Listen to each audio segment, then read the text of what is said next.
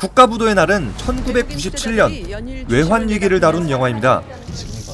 할리우드에서는 이런 금융위기를 다룬 영화들이 굉장히 많죠. 대표적으로는 월스트리트, 울프 오브 월스트리트, 그 다음에 서브프라임 모기지 사태를 다룬 빅쇼트, 그리고 마진콜까지요.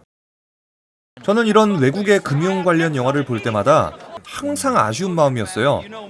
왜 우리나라엔 이런 금융 영화가 안 나오나? 아니 뭐 아주 없지는 않아요. 작전하고 모노폴리 정도는 있으니까. 근데 솔직히 재미가 없잖아요. 자, 그런데 이번에 개봉한 국가부도의 날은 아주 제대로 나왔습니다. 진짜요? 왜 우리나라엔 이런 금융 영화가 없는 거지? 했던 이런 아쉬운 마음들을 한 방에 달래줬어요. 일단 저는 이 부분에서 높은 점수를 주고 싶습니다. 100% 금융 영화라고 볼 수는 없지만은 그럼에도 불구하고 새로운 시도를 한 것 자체는 박수를 쳐줘야죠. 자, 그럼 지금부터 이 영화 어떤 점이 그렇게 좋았는지 하나하나 설명드리도록 하죠. 첫 번째는 연출입니다. 이 영화의 연출은 마치 잘 짜여진 한 편의 다큐멘터리를 보는 것 같았습니다. 일단은 금융위기 직전에 잘 나가는 나라, 잘 사는 나라, 그 당시의 한국 상황을 보여주고 금융위기의 신호를 발견하고 본격적인 금융위기가 발생하는 과정, 그 위기가 어떻게 대한민국 사회 전반적으로 퍼져 나갔냐까지 사실적으로 아주 담백하게 그려냈습니다. 가짜로 보이면 안 된다라고 생각을 했었기 때문에 다 만드셨어요. 연출 자체가 과장된 연기도 없고 억지 감동도 없고 음악의 사용도 많이 줄였어요. MSG를 별로 안 쳤다는 얘기겠죠. 신나고 유쾌하고 싸우고 터지는 이런 오락 영화 좋아하는 분들에게는 맞지 않을 수도 있겠습니다. 모두가 좋아할 만한 대중적인 영화는 아니라는 거죠.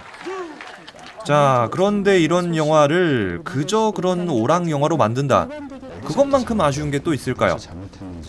이 영화는 감정에 호소하지 않고 최대한 객관적이고 사실적인 연출을 목표로 뒀는데 저는 오히려 이런 부분들이 너무 좋았거든요. 최대한 97년의 모습으로 돌아가기 위해서 노력을 많이 했던 것 같고요. 진정성 있게 전달하는 것이 가장 중요하다.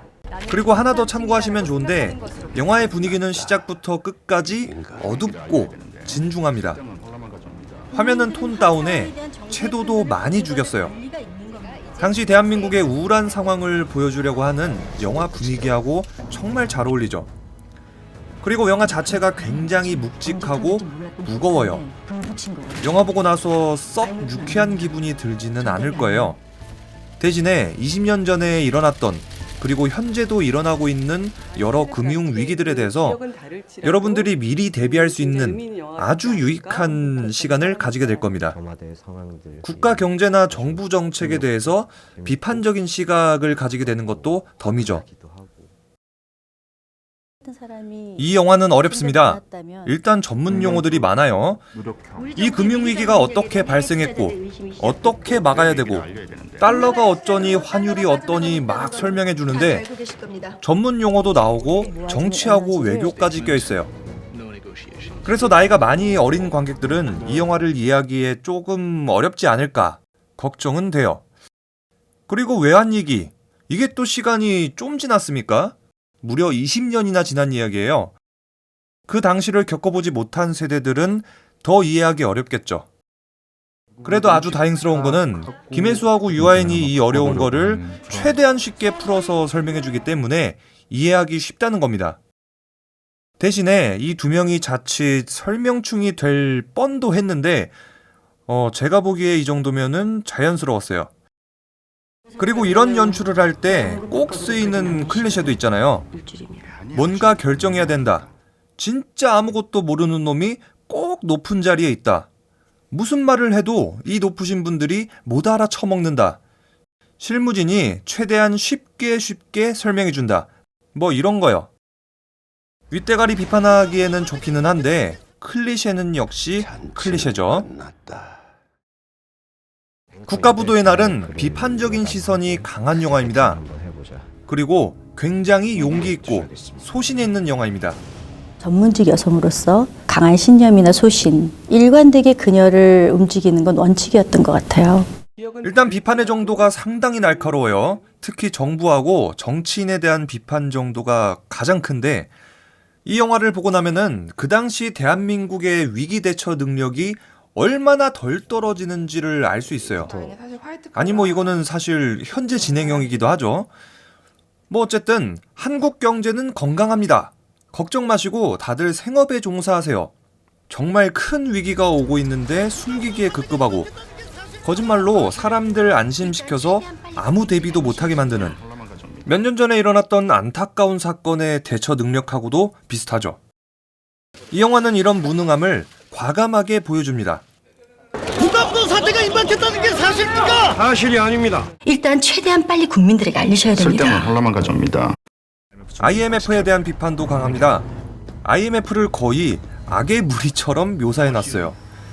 물론 IMF랑 비밀리에 협상을 진행했던 정치인들도 참 시봉새들이긴 하죠. 협상 테이블에 앉아서 아무것도 못하고 앉아있으니까. 어쨌든 구제금융 신청이 잘 됐냐 잘못됐냐 이거에 대해서는 이 영화는 딱 집어서 이야기합니다. 잘못됐다. 근데 이 부분은 옳다 그르다 말하기 어렵겠어요. 20년이 지난 현재도 구제금융에 대한 경제 전문가들의 평가는 갈리고 있으니까. 그래도 이건 확실해요. IMF와의 협상은 완전히 실패했다. 이건 IMF도 지들 입으로 직접 시인했죠. 너무 무리한 칼질이었다고. 덕분에 그 여파가 20년이 지난 현재도 남아있고요. 기업하고 금융권에 대해서도 비판적입니다. 문어발 사업, 재무 안정 못 지켜서 파산하고 은행의 능력 이상으로 무차별 대출해주고 그러면 피는 꼭 누가 봐요? 뻔하죠? 선량한 국민들이 피보죠. 정리해보자면 이 영화는 우리는 외환위기 주제로 영화 만들 거야. 그리고 우리는 할 말 안 할 말 다 할 거고 지금까지 못했던 말 다 쏟아낼 거야. 이런 자신감 있는 태도로 영화를 제작했습니다. 그렇기 때문에 날선 비판을 할 수 있었고요. 그래서 저는 이 영화를 용기 있고 소신 있는 영화라고 평가하고 싶습니다. IMF 협상 당시에 비공개로 운영됐던 대책팀이 있었다는 기사를 보고 준비하게 되었고요. 많은 세대들한테 그 기억은 다를지라도 굉장히 의미 있는 영화가 되지 않을까. 그 어려운 시기를 산 여러 인물들을 통해서 잊혀져 가고 있는 그 사태를 한번 되뇌어볼 수 있는 그런 영화가 되었으면. 국가부도의 날엔 3명의 주연이 등장합니다. 한국은행의 한시연은 정부에서 벌어지는 일들을 보여주는 인물. IMF는 안 됩니다. 정답이 아니에요. 중소기업 사장 갑수는 중소기업과 대기업의 하청관계, 그리고 평범한 시민. 버틸게요. 반드시 버틸게요. 금융맨 윤정학은 금융계에 벌어지는 일들을 보여주고 폭락의 역배팅에서 대박내는 인물입니다. 위기에 투자하겠습니다.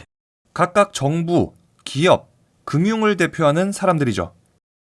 한시연 라인은 사실 화이트 칼라 직종의 사람들이 대화를 나누는 장면이고 갑수 라인은 평범한 서민들, 정학은 위기에 베팅하는 욕망을 보여주는 인물. 톤을 다 달리 하려고 했었고요. 재미있는 사실은 이 3명의 접점이 거의 없어요.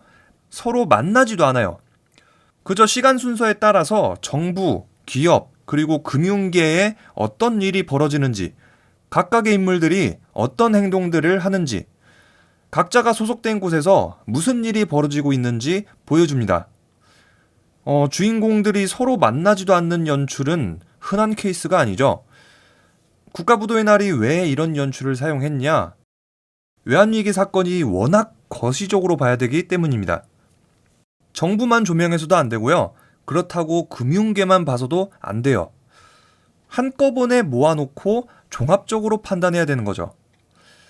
덕분에 각 분야에서 어떤 일이 일어나고 있는지는 효과적으로 보여줬습니다. 사실 대부분의 금융 영화는 금융권 하나만 조명합니다. 그런데 이 영화는 각각의 상황을 보여주면서 외환위기를 종합적이고 거시적으로 보여주는 부분이 상당히 좋았습니다. 여기서 한 가지 장점이 또 하나 추가됩니다. 3명의 주인공의 관계를 빼버리니까 인물 관계도도 빠지고 동선도 절약되고 상호 간의 대사도 빠지니까 시간을 많이 아끼겠죠. 이 아낀 시간으로 어디에 투자하냐? 각 분야에서 외환위기가 어떻게 진행되고 있는지에 다 투자했어요. 정말 효율적입니다. 이 영화가 다큐 같은 이유, 거시적으로 외환위기를 다룬다는 장점이 바로 이 지점에서 오는 거죠. 세 주인공 중에서 가장 마음에 들었던 캐릭터는 제일 입체적이었던 윤정학입니다. 유아인 배우가 연기한 윤정학은 기회를 놓치지 않는 엘리트, 역배팅에 거는 과감한 면모, 성공하고 싶은 야망도 보여줍니다.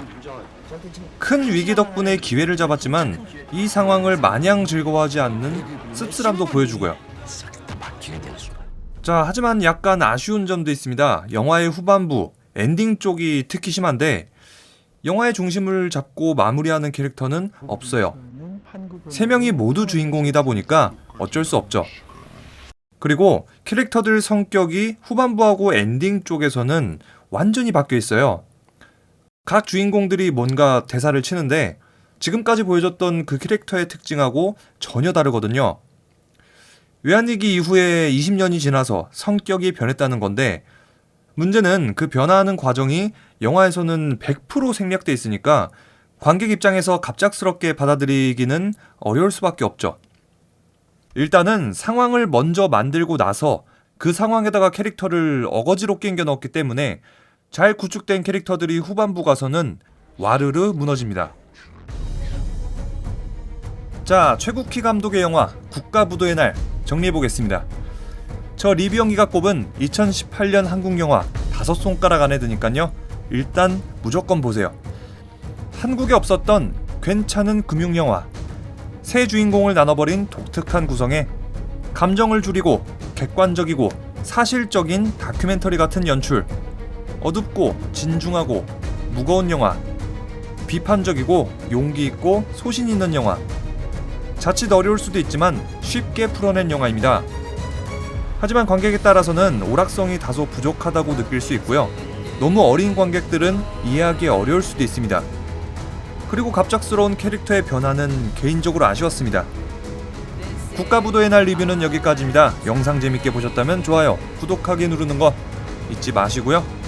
저는 다음에 더 재미있는 영화 리뷰로 찾아뵙겠습니다. 그럼 지금까지 리뷰영이었습니다.